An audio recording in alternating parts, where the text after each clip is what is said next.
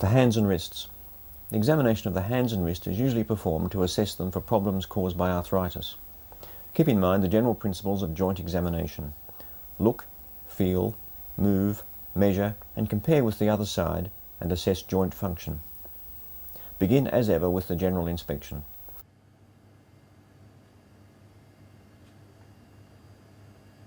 If the patient has walked into the room, look for signs of arthritis in other joints that affect his or her mobility. On the edge of the bed for me, please. Look for signs of systemic disease. Just pop your hands on top of the pillow. Now get the patient to Straight sit out like over that. the edge of the bed and place the hands on a pillow.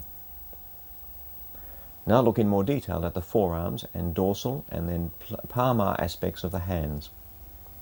Take time to look at the skin and nails, and then at each of the joints in turn, at the small muscles of the hands and for scars. Note deformity of the architecture of the hands. The changes caused by rheumatoid arthritis are very characteristic.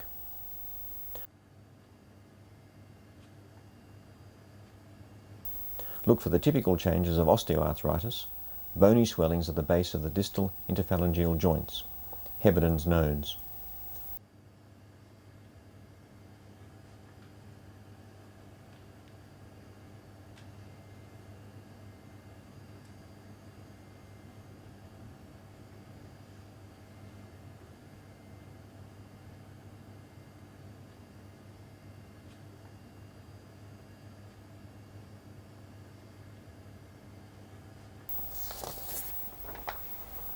Before beginning to feel the joints, ask if they are painful or sore Do you have anywhere. any pain in your hands or your wrists? Feel at the all? skin for the tethering that occurs in patients with scleroderma.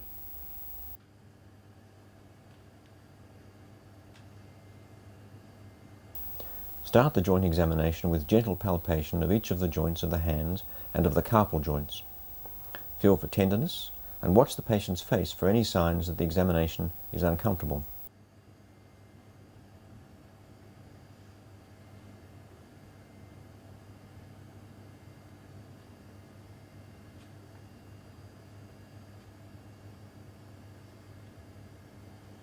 Then the metacarpal and proximal and distal interphalangeal joints.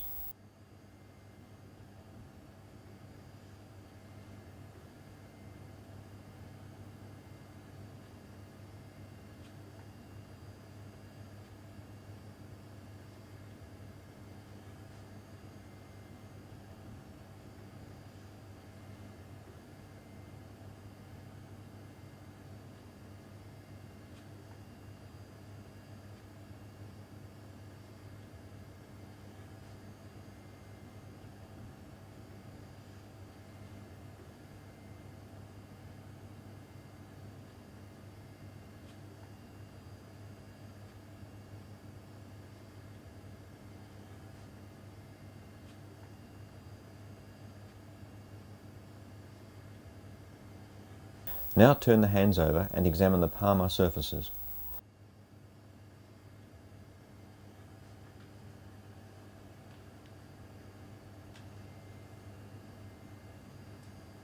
Feel for the rough movement of thickened palmar tendons by asking the patient to open and shut the hand. Open and close your hand for me.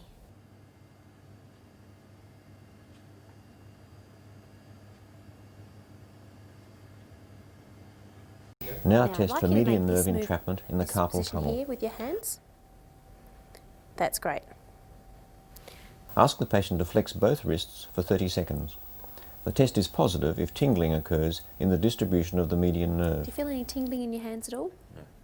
Great. Now I'd like you to put your hands together like that. Now test active movements of the hands and wrists. Okay, and that's fine. Now just look. First, wrist flexion and extension.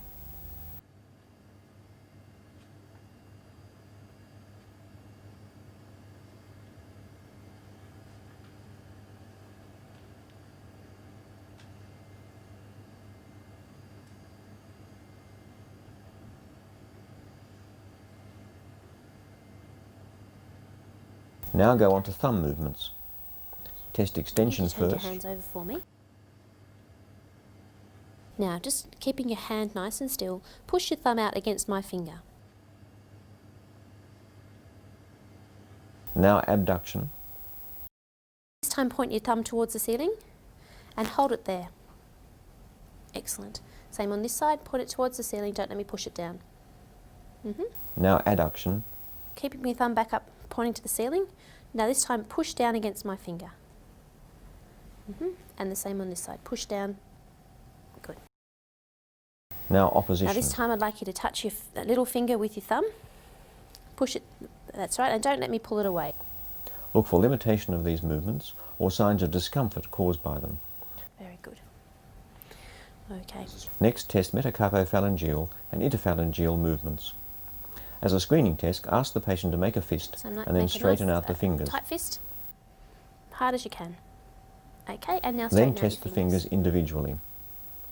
If active flexion of one or more fingers seems to be reduced, test the superficialis and profunda flexor tendons. Here. Just holding holding your fingers straight, try and bend the tip of the finger down. Hold the proximal finger joint extended and instruct the patient to bend the tip of the finger. The distal fingertip will flex if the flexor profundus is intact. And this time? Very good. Then hold the other fingers extended to inactivate the profundus and check flexion of one finger. Yep. Inability indicates the superficialis is unable to work. Now test hand function. Okay. First of all, I'd like you to grip my fingers very tightly in your hand. Grip strength is tested by getting the Tight as you patient to can. squeeze two of the examiner's fingers. Don't let me pull them out. Very good. Okay. Key grip is the grip with which a key is held between the palps of the thumb Take and this forefinger. key in your hand that you would normally use and take as if you're going to open the door. Pretend my fingers here are the lock in the door and turn it as hard as you can. Very good. Opposition strength is where the patient opposes the thumb and individual fingers. Make this movement here and don't let me pull my fingers through. Firm as you can. The difficulty with which these can be forced Very apart is assessed. Finally, a practical test, such as asking the patient to undo a button or write with a pen, should be Undo the performed. button on the top of you. Examination of the joints of the hand is not complete without a search for rheumatoid nodules on the extensor surfaces of the forearms. Remember that a neurological examination of the hands for peripheral nerve abnormalities is necessary to complete the assessment.